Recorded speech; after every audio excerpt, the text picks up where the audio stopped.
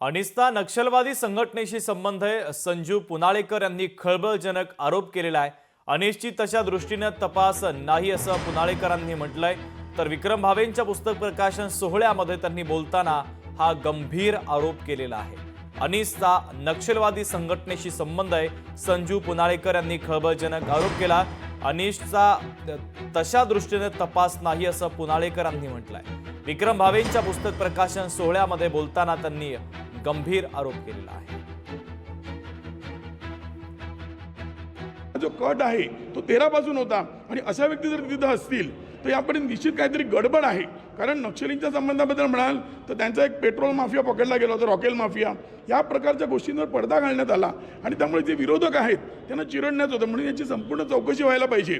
आमच्याकडे जे पुरावे सध्या आहेत ते क्ल्यू आहेत, परंतु दाभोळकर कुटुंबियांनी जे जे क्ल्यू म्हणून जे जे खरं खोटं सांगितलं त्याची जर एवढी चौकशी झाली, जर आम्ही एवढे भरडलो गेलो तर याची चौकशी व्हायला पाहिजे असं आमचं म्हणणं आहे।